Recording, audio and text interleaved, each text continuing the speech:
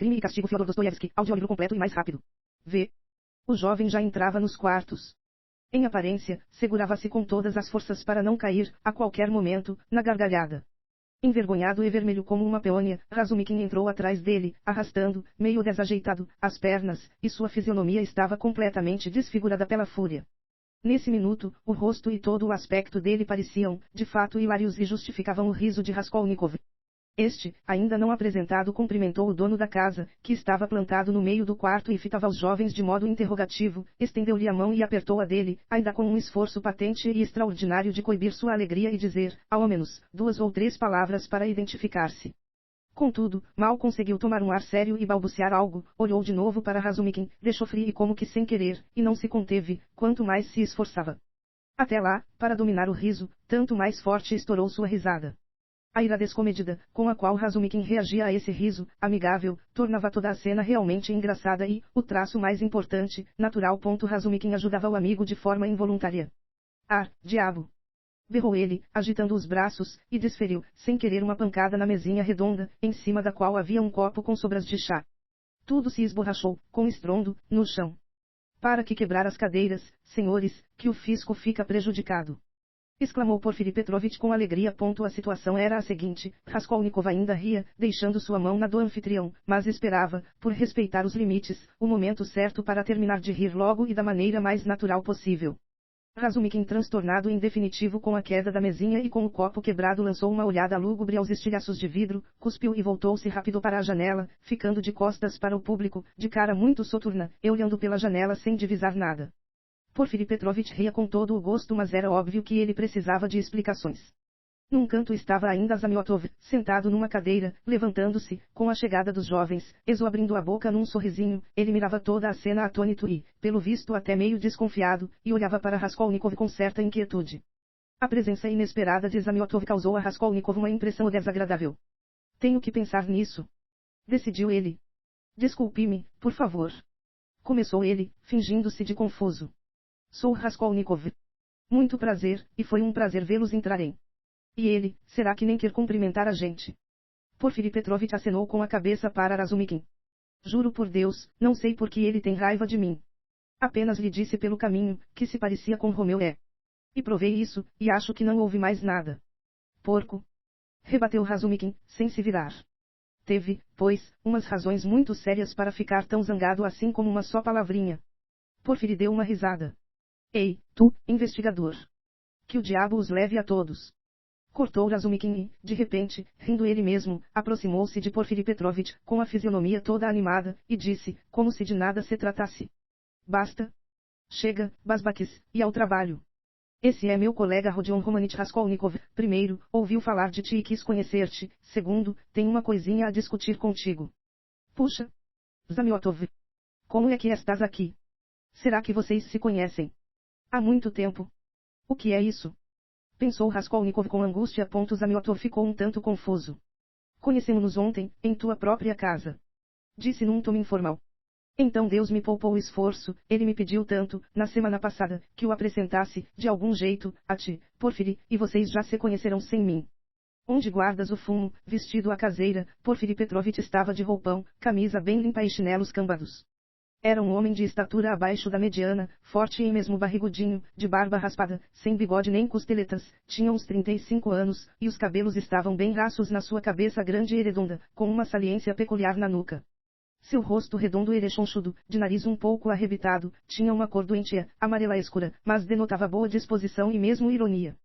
Até pareceria bondoso se não interferisse a expressão dos olhos com seu leve brilho aquoso e seus cílios quase brancos, os quais tremiam como que dando piscadelas. O olhar dele estava em estranha desarmonia com todo o seu vulto, que tinha até certas feições efeminadas, tornando-o bem mais sério do que se podia supor à primeira vista. Mal soube que o visitante tinha, uma coisinha a discutir. Porfiri Petrovitch pediu-lhe logo que se sentasse no sofá e aboletou-se na outra ponta deste, fixando os olhos no jovem e esperando pela imediata descrição do assunto, com aquela reforçada e por demais grave atenção que até nos incomoda e confunde da primeira vez, em especial, quando falamos como uma pessoa desconhecida e, sobretudo, se o assunto relatado for, em nossa própria opinião, bem desproporcional à importância extrema que o interlocutor atribui a ele. No entanto, Raskolnikov expôs seu assunto em Termos breves e coerentes, explicou-o com clareza e precisão, e ficou contente consigo mesmo, tendo examinado Porfiri de modo bem pormenorizado. Porfiri Petrovitch tampouco desviou os olhos dele, nesse tempo todo. Razumikin, que se sentara à mesa, em face deles, acompanhava o relato com entusiasmo e impaciência, a cada minuto passando o olhar de um homem para o outro, o que ia um pouco além dos limites da decência. Burro! Xingou Raskolnikov com os seus botões. O senhor deve fazer reclamação à polícia. Respondeu Porfiri com ar mais oficial, alegando que, ciente de tal ocorrência, quer dizer, desse assassinato, pede, por sua vez, comunicar ao investigador incumbido de se negócio que tais e tais coisas lhe pertencem, e que o senhor deseja resgatá-las, ou então, aliás, a polícia vai ajudá-lo a escrever. Mas o problema é que eu, atualmente. Raskolnikov se esforçou para ficar o mais confuso possível. Não tenho muito dinheiro, e nem essa bagatela posso, olhe, só gostaria agora de avisar que as coisas são minhas, e que, quando tiver dinheiro. Isso não faz diferença. Respondeu Porfiri Petrovitch, aceitando com frieza a explicação financeira, de resto, o senhor pode escrever direto a mim, se quiser, e no mesmo sentido, ciente de tal ocorrência e comunicando sobre tais coisas que são minhas, peço. Posso escrever num papel simples. Raskolnikov se apressou a interrompê-lo, abordando de novo o lado financeiro do assunto. Oh, no mais simplicíssimo.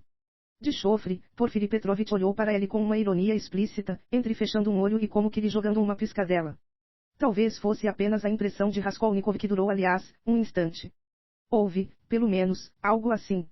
Raskolnikov juraria por Deus que o anfitrião piscou para ele, mas ignorava por que motivo. Elizabeth. Esse pensamento surgiu-lhe como um relâmpago. Desculpe tê-lo incomodado com essas bobagens. Prosseguiu ele, um tanto constrangido. Minhas coisas só valem 5 rublos, mas têm, para mim, um valor particular, como lembrança daquelas pessoas de que as ganhei, e confesso-lhe, quando fiquei sabendo, levei grande susto. Foi por isso que te apavoraste ontem, quando eu disse a Zosimov que Porfiri estava interrogando os empenhadores. Comentou Razumikin de modo visivelmente intencional. Isso já era insuportável. Raskolnikov não aguentou e, irado, cravou neles os olhos negros, brilhantes de fúria. Recompôs-se logo em seguida. Parece que tu, mano, estás rindo de mim. Dirigiu-se a ele com uma irritação habilmente forjada.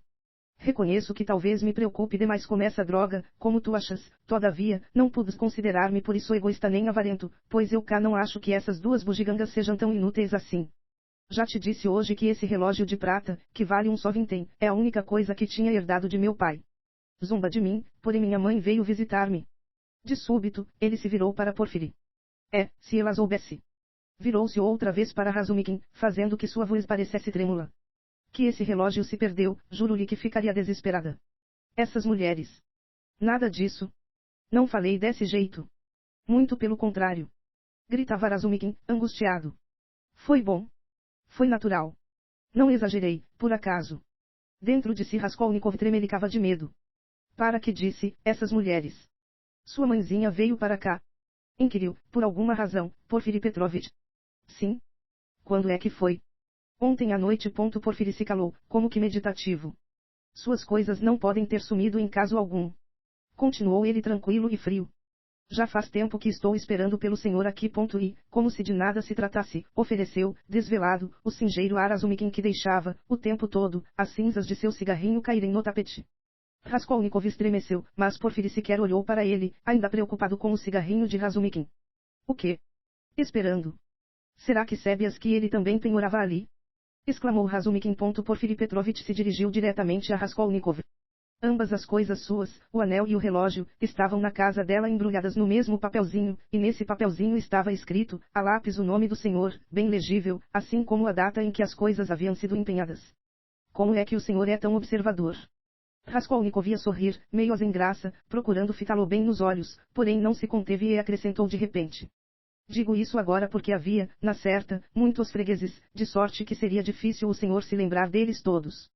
E o senhor, ao contrário, lembrar-se tão bem deles, bobo. Fraco. Por que acrescentei isso? É que quase todos os empenhadores já são conhecidos agora, digamos que só o senhor não se dignou a comparecer. Respondeu Porfiri com um matiz de ironia quase imperceptível. Eu não estava muito bem de saúde. Ouvi falar disso também. Ouvi falar, inclusive, que o senhor andava transtornado com alguma coisa. Até agora está um tanto pálido. Não estou pálido, não, pelo contrário, estou totalmente curado. Disse Raskolnikov brusca e brutalmente, de chofre mudando de tom. A ira fervilhava no seu âmago, sem que pudesse dominá-la. Assim me delatarei de irado. Surgiu-lhe outro pensamento fulminante. Por que é que me estão torturando? Não estava muito bem de saúde. Acudiu Razumikin. Eita, que bobagem! Até ontem estava delirando, quase sem sentidos. Acreditas, Porfiri, mal se mantinha em pé, mas logo que nós dois, eu e Zosimov baixamos ontem a guarda, vestiu-se e fugiu às escondidas, e andou não se sabe por onde quase até a meia-noite, e isso, digo-te eu, num delírio completíssimo, pudes imaginar uma coisa dessas. Um caso admirabilíssimo. Será que foi mesmo um delírio completíssimo? Que coisa, hein? Porfiri abanou a cabeça de modo algo efeminado. É, bobagem. Não acredite. Aliás, o senhor não está acreditando mesmo. Raskolnikov deixou essa frase escapar por mera irritação. Mas Porfiri Petrovitch parecia não ter ouvido suas palavras estranhas. Mas como poderia sair, se não estivesses delirando? De supetão. Razumikin ficou todo empolgado. Por que saíste? Com que intuito? E por que logo às escondidas? Será que tinhas então um pingo de bom senso, agora que todo o perigo passou, digo-te isso na cara. Eles me aborreceram ontem. De chofre, Raskolnikov se dirigiu a Porfiri com um sorriso afoito e desafiador, então fugi deles e fui alugar um apartamento, para que eles não me encontrassem mais, e levei um montão de dinheiro. Foi o Sr. Zamiotov quem viu aquele dinheiro. Venha, Sr. Zamiotov, diga se eu estava ladino ontem, quando delirava, ou não, resolva o mal-entendido, parecia que estava prestes a esganar Zamiotov nesse momento. Detestava o olhar e o silêncio deste. A meu ver, o senhor falava de modo racional e mesmo astucioso, apenas estava irritadiço em demasia. Declarou secamente Zamiotov. Pois hoje Nikodim Fomitch me disse. Comentou Porfiri Petrovitch. Que tinha encontrado o senhor ontem, a altas horas da noite, no apartamento de um servidor atropelado pelos cavalos. E só aquele servidor, por exemplo. Continuou Razumikin.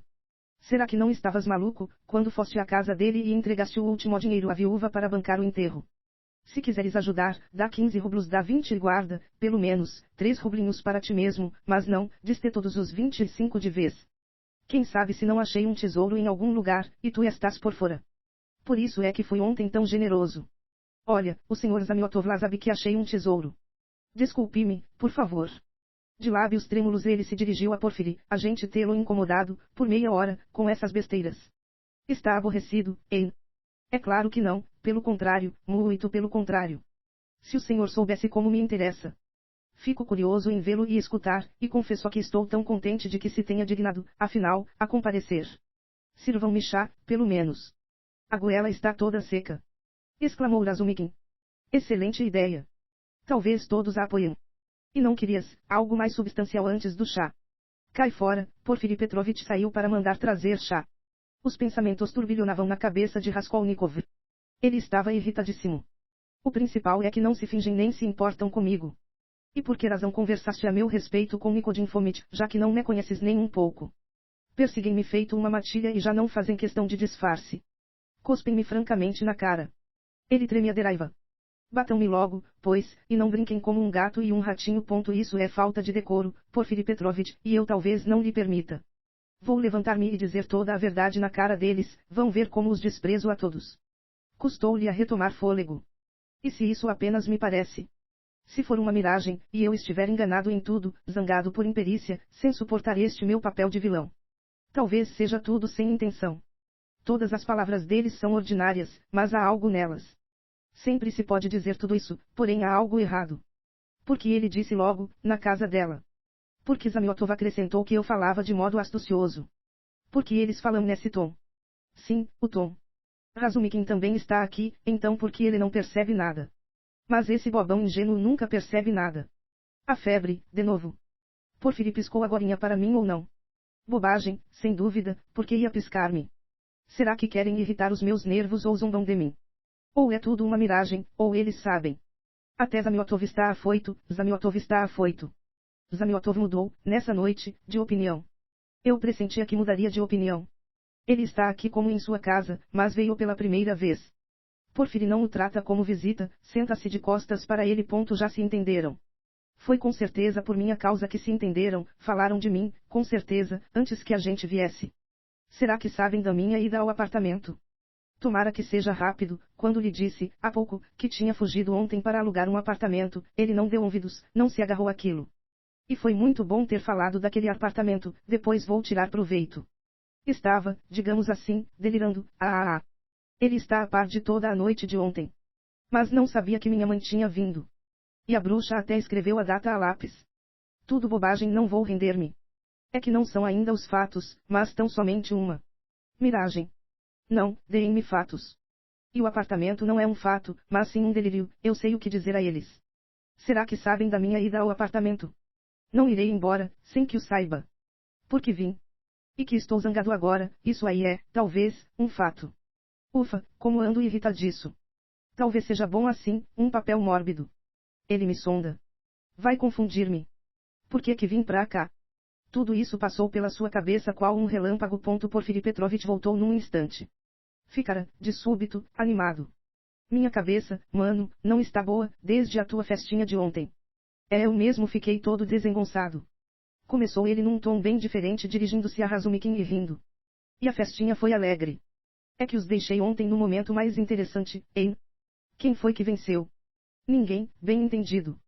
Acabamos por abordar as questões sempiternas, pairando nos ares. Imagina, Rhodia, a que ponto chegamos ontem, existe o crime ou não, bem que te disse, mentimos até a doidura.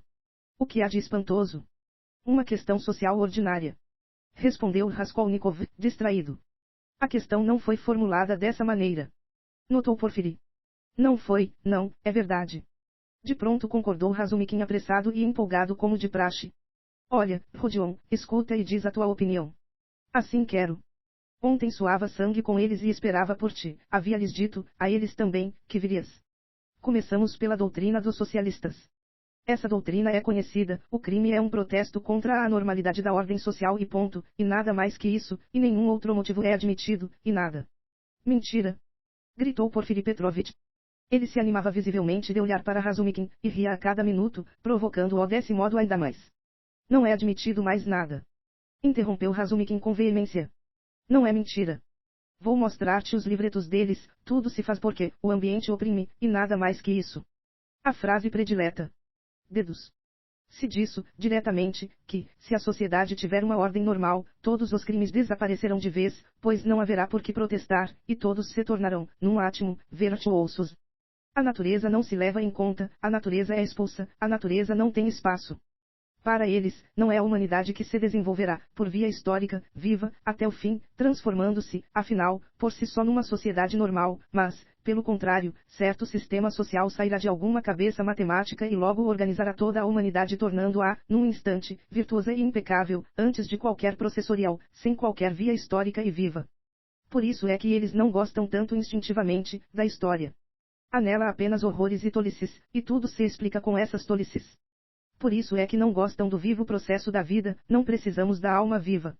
A alma viva exigirá vida, a alma viva não obedecerá à mecânica, a alma viva está desconfiada, a alma viva é retrógrada, agora a alma deles, ainda que cheire a carniça, pode ser feita de caucho, em compensação, não é viva, não tem vontade, em compensação é escrava, não se rebelará. O resultado é que tudo se restringe a uma fileira de tijolinhos e à disposição dos corredores e quartos do falanstério. O falanstério já está pronto, mas sua natureza, senhores, ainda não está preparada para o falanstério e quer vida, os senhores não terminaram ainda seu processo vital. É cedo para irem para o cemitério. Não dá para saltarem a natureza só com a lógica. A lógica prevê 3 casos, e eles são 1 milhão. Cortar todo esse milhão e reduzir tudo à questão de conforto. É a resolução mais fácil do problema. Está tudo sedutoramente claro, e não se precisa pensar.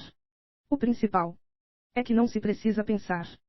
Todo o mistério da vida cabe em 2 folhas impressas. Mas que erupção, que matraca! Segurem-no pelas mãos. Ria Porfiri. Imagine. Ele se virou para Raskolnikov, foi dessa mesma forma ontem à noite, no quarto dele, 6 vozes em coro, e todos se embebedaramantes de ponche. Pode imaginar. Não, mano, estás mentindo, o ambiente influencia muito o crime, e vou comprovar-te isso. Eu mesmo sei que influencia muito, porém me diz o seguinte, um quarentão estupra uma menina de 10 aninhos. É o ambiente que o força a fazer aquilo. Quem sabe, num sentido estrito, talvez seja o ambiente. Redarguiu Porfiri com uma imponência pasmosa. O crime em relação à menina pôde ser muito e muito bem explicado pelo ambiente. Razumikin ficou quase frenético. Pois queres que deduza agora para ti? Bradou ele. Que teus cílios são brancos pela única razão de Ivan, o Grande ter 35 braças. 68 de altura, e que deduza isso de forma clara, exata e progressista, e até mesmo com certo matiz liberal. Desafio-te. Queres apostar? Aceito. Escutem, por gentileza, a dedução dele. Não faz outra coisa senão fingir, diabo! Exclamou Razumikin ficando em pé e agitando a mão. Vale a pena falar contigo. Pois ele diz tudo isso de propósito, ainda não o conheces, Rodion. E ontem tomou o partido deles, só para escarnecer todo o mundo. E que coisas disse ontem, meu Deus! E eles lá ficaram contentes. É que ele aguenta dessa maneira até 2 semanas. No ano passado, assegurava a gente, não se sabe por que ia entrar num monastério, por 2 meses insistia nisso. Há pouco, passou a assegurar que ia casar-se, e que já estava tudo pronto para o casamento. Até se fizeram roupas novas. A gente já ia felicitá-lo, mas... nem a noiva, nem nada, foi tudo uma miragem. Mentira. Fiz roupas novas antes. Foi a propósito dessas roupas novas que tive a ideia de iludir a todos. O senhor é mesmo tão dissimulado? Perguntou Raskolnikov ao Léo. E o senhor achava que não fosse? Espere, que vou ludibriá-lo também. Não, veja bem. Dir-lhe-ei toda a verdade. A respeito de todas essas questões, dos crimes, do ambiente, das meninas, lembrei agora de um artigo seu, aliás, sempre me interessei por ele. Do crime. Ou qual é o título? Esqueci, não lembro mais. Tive a honra de lê-lo, 2 meses atrás, no Discurso Periódico. Meu artigo. No Discurso Periódico? Perguntou Raskolnikov espantado. De fato escrevi, há 6 meses, quando acabava de sair da universidade, um artigo sobre um livro, mas ofereci-o então ao jornal. Discurso Semanal. E não ao Periódico. E foi publicado no Periódico. É que o Discurso Semanal deixou de existir, foi por isso que não o publicaram então. Foi assim mesmo, todavia, deixando de existir, o Discurso Semanal se fundiu com o Discurso Periódico, portanto seu artigo apareceu, 2 meses atrás, no Discurso Periódico. O senhor não sabia, Raskolnikov realmente não sabia nada. Misericórdia, mas o senhor pode reclamar lá seu honorário pelo artigo, que caráter é que o senhor tem? Vive tão recatado que ignora as coisas que lhe concernem diretamente. O fato é esse. Bravo, Rodka. Nem eu sabia. Exclamou Razumikin. Ainda hoje darei um pulinho à biblioteca e perguntarei por aquele jornal. 2 meses atrás. Qual é a data? Encontrarei de qualquer jeito. Que coisa, hein? Ele está calado. E como o senhor soube que o artigo era meu? Ele foi assinado como uma letra só. Soube por acaso, apenas um dia destes.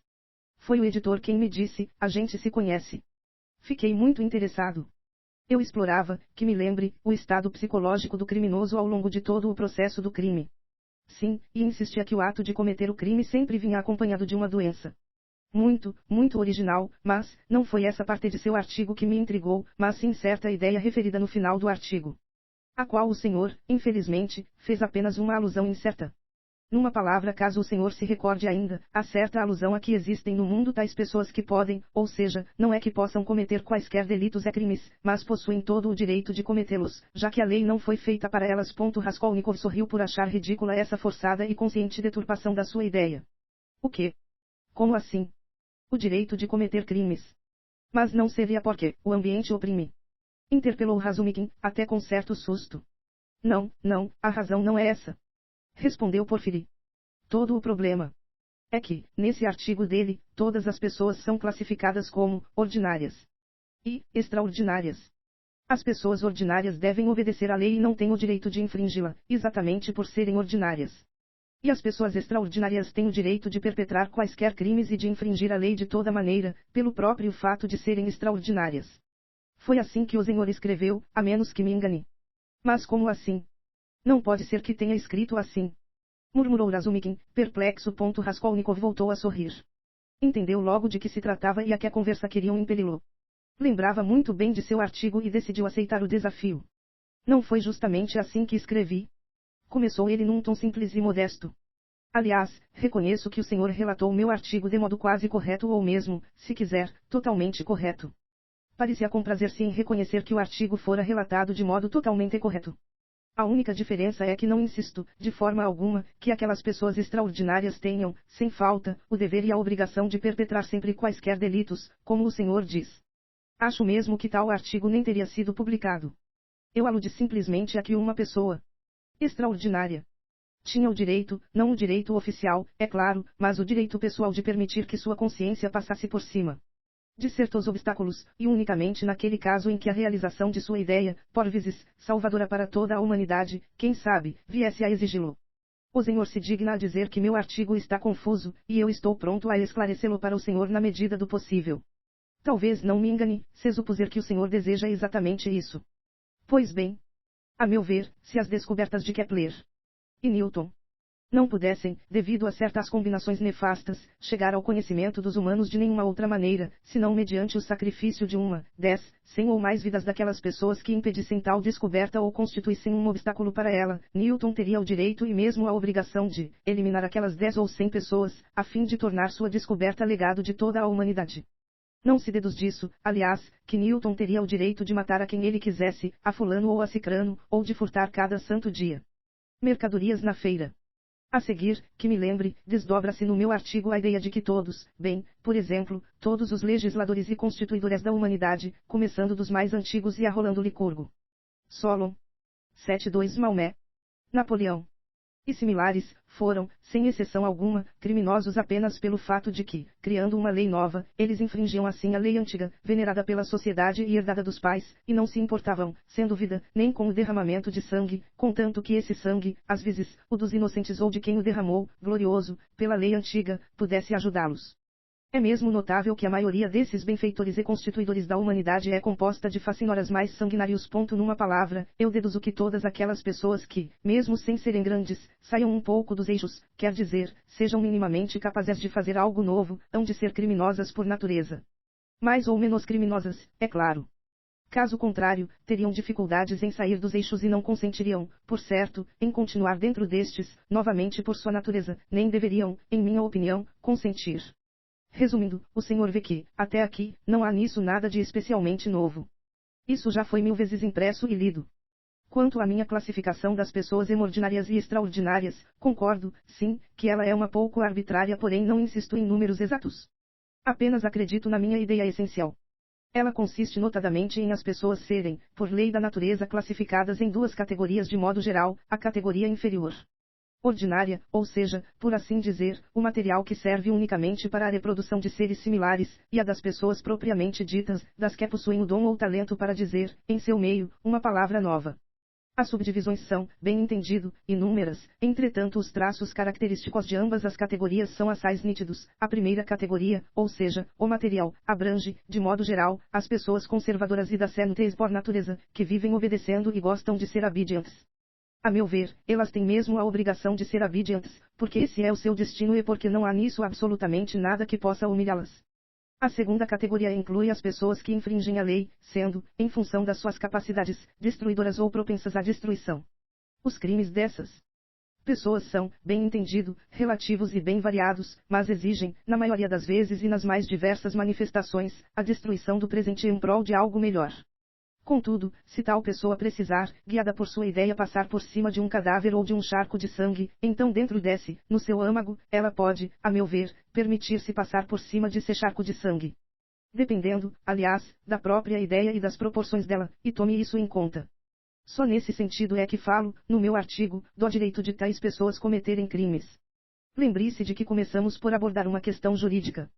De resto, não há muito com que se preocupar. A massa quase nunca reconhece o direito dessas pessoas, executa-as por enforcamento, em maior ou menor grau, e assim cumpre, com toda a justiça, a sua função conservadora, de modo que, no entanto, as gerações posteriores da mesma massa colocam os executados num pedestal e veneram-nos, em maior ou menor grau também. A primeira categoria sempre é a dona do presente, e a segunda, a dona do futuro. A primeira resguarda o mundo e aumenta-o quantitativamente, a segunda faz o mundo progredir e leva-o ao objetivo. Ambas as categorias têm igualíssimo direito de existir. Numa palavra, todos têm, em minha opinião, igual direito, vive la guerre éternelle. Até a Nova Jerusalém, bem entendido. Pois então o senhor acredita na Nova Jerusalém? Acredito. Respondeu Raskolnikov com firmeza, dizendo isso e durante toda a sua longa tirada, ele fitava o chão, de olhos fixos em certo ponto do tapete. Acredita em Deus. Desculpe ser tão curioso. Acredito. Repetiu Raskolnikov, erguendo os olhos e encarando Porfiri. Acredita na ressurreição de Lázaro? Se acredito, sim. Por que quer saber isso tudo? Acredita literalmente. Literalmente. Ah, é isso, foi só por curiosidade que perguntei. Desculpe-me. Mas espere, que volto ao mesmo assunto, não é toda vez que os executam, alguns ao contrário. Triunfam em vida. Oh, sim, alguns conseguem isso em vida, então. Começam a executar, eles mesmos. Se isso for necessário e, sabe, até na maioria dos casos. Em geral, sua objeção é bem arguta. Obrigado. Mas diga-me o seguinte, como é que a gente discerniria as pessoas extraordinárias das ordinárias? Será que elas apresentam alguns sinais, quando de nascimento ainda? O que quero dizer é que precisamos de maior exatidão e, digamos assim, de melhor definição externa. Desculpe a minha preocupação natural de um homem prático e bem intencionado, mas não se poderia implantar, por exemplo, alguma roupa especial, algum distintivo ou, sabe-se lá, algumas marcas. Concorde que, se acontecer uma confusão e uma pessoa de certa categoria imaginar que pertence a outra categoria e começar a eliminar todos os obstáculos, conforme a expressão bem oportuna do Senhor, então. Oh, isso acontece com muita frequência. Essa sua objeção é ainda mais arguta que a precedente. Obrigado. Não há de quê. Mas leve em consideração que o erro só é possível por parte da primeira categoria, isto é, das pessoas ordinárias. Como as denominei, talvez, de modo bem inoportuno. Apesar de sua propensão inata. A obediência, certo capricho da natureza, que não seria alheio nem à vaca, faz com que muitas dessas pessoas gostem de imaginar-se vanguardistas e destruidoras, aspirando a dizer aquela palavra nova, e isso com toda a sinceridade. Ao mesmo tempo, elas despercebem, volta e meia, as pessoas realmente novas e até mesmo as desprezam pelo suposto atraso e modo de pensar humilhante. Porém, a meu ver, não pode haver perigos consideráveis nisso, e o Senhor não tem com que se preocupar, porque essas pessoas nunca vão longe demais. Poder-se-ia, com certeza, fustigá-las de vez em quando por tal arrobo, para mostrar o lugar delas, mas nada mais que isso, nesse caso, nem precisaríamos de carrasco, elas mesmas iriam fustigar umas às outras por serem tão virtuosas. Uma prestaria esse serviço à outra, e mais outra bateria em si mesma com o próprio punho. Até se imporiam, nesse ínterim, várias penitências em público, bonitas e edificantes, numa palavra, o Senhor não teria com que se afligir. Tal lei existe. Bom, pelo menos por esse lado, o Senhor me acalmou em parte. Ah, no entanto, outro mal nisso, diga-me, por favor, se essas pessoas que têm o direito de degolar as outras, essas pessoas, extraordinárias. São muitas. Eu cá, bem entendido, estou prestes a curvar-me a elas, porém concorde comigo seria um horror, se elas fossem numerosas demais, hein? Oh, não se preocupe com isso também. Prosseguiu Raskolnikov com o mesmo tom. Em geral, as pessoas com novas ideias, as pessoas minimamente capazes de fazer, ao menos, algo novo, nascem extremamente poucas, até, eu diria, estranhamente poucas. Apenas está claro que a ordem de aparecimento das pessoas e de todas essas categorias e subdivisões é determinada, com muita certeza e precisão, por alguma lei da natureza. Desconhecemos, bem entendido, essa lei hoje, mas eu acredito que ela existe e, no futuro, pode tornar-se conhecida. Essa enorme massa humana, esse material existe na Terra somente para que, afinal de contas, por meio de algum esforço, mediante algum processo até agora misterioso, com o auxílio de algum cruzamento de clãs e gêneros, apareça enfim neste mundo, nem que seja só uma de 1000 pessoas, um homem minimamente autônomo. Um homem cuja autonomia seja mais ampla nasce, quem sabe, um só entre 10.000 pessoas, falo de modo exemplar, ilustrativo. Um homem de autonomia mais abrangente ainda nasce sozinho entre 100.000 pessoas.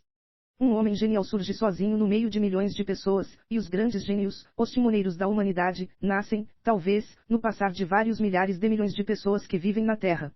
Em suma, eu não vi aquela retorta em que todo o processo se faz. Mas certa lei, sem dúvida, existe e deve existir, não há casualidades nisso.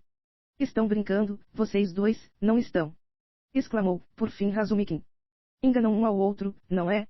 Estão sentadinhos aí e riem-se um do outro.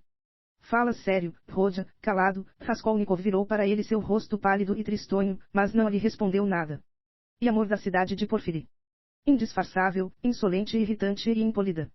Estranhou Razumikin em face desse semblante sereno e triste. Pois, mano, se isso for realmente sério, então. Tem certamente razão em dizer que isso não é novo e assemelhar-se àquilo tudo que a gente leu e ouviu 1000 vezes, mas o que é mesmo original nessa matéria toda? E pertence, de fato, tão só a ti, para meu pavor. É que justificas o sangue como a consciência e, desculpa-me, com tanto fanatismo. Nisso, pois, consiste a ideia central de teu artigo. E tua tentativa de justificar o sangue com a consciência é, para mim, é mais horrível do que a permissão oficial de derramar o sangue, a permissão legítima. Justamente, é mais horrível. Replicou Porfiri. Não, tu ficaste exagerando de alguma forma. Há erro nisso. Vou ler, ficaste empolgado. Não pudes pensar assim. Eu vou ler. Nem tudo isso consta do meu artigo, mas há alusões. Disse Raskolnikov. Pois bem, pois bem. Impacientou-se Porfiri. Agora está quase claro, cá para mim, como o senhor se digna a compreender o crime, mas, perdoe-me a minha insistência, incomodo-o em excesso, até sinto vergonha, e veja bem. O senhor acabou de acalmar-me para valer no tocante aos casos de fusão errônea das duas categorias, porém, são diversos casos práticos que me deixam de novo angustiado. E se algum homem, ou até mesmo um garoto, imaginar que seja Licurgo ou Maomé, no futuro, bem entendido, e começar a eliminar todos os obstáculos para tanto? Há, digamos, uma longa campanha pela frente, mas para bancá-la precisa-se de dinheiro. E esse homem começa a arranjar o dinheiro para a campanha, sabe, de chofre. Zamiotov deu uma risadinha no seu canto. Raskolnikov sequer olhou para ele. Tenho de concordar. Respondeu com calma. Que tais casos realmente devem acontecer. As pessoas bobinhas e vaidosas é que caem sobretudo, nesse anzol. Em especial, as pessoas jovens. Está vendo? E como explica isso? Assim mesmo. Sorriu Raskolnikov. A culpa disso não é minha. Isso já aconteceu e vai acontecer sempre. Ele, pois, inclinou a cabeça para o lado de Razumikin, acabou de dizer que eu justifico o sangue. E daí? A sociedade está muito bem provida de degredos, presídios, promotores de justiça, trabalhos forçados. Por que nos preocuparíamos? Vão pegar o ladrão. E se pegarmos? Bem feito para ele. O senhor tem lógica. E quanto à consciência do criminoso? Mas o que tem a ver com ela? Só falo assim por humanidade. Quem tiver consciência, que sofra por reconhecer seu erro. Esse é o castigo dele, além do trabalho forçado. E os verdadeiros gênios? Perguntou Razumikin, carregando o senho, aqueles que têm o direito de degolar, não devem sofrer nem um pouco com o sangue derramado. Para que essa palavra, devem. Não há nisso permissão nem proibição. Que sofram, se tiverem dó da vítima. O sofrimento e a dor são sempre indispensáveis para a consciência abrangente e para o coração profundo. Parece-me que as pessoas realmente grandes devem sentir, neste mundo, uma tristeza enorme.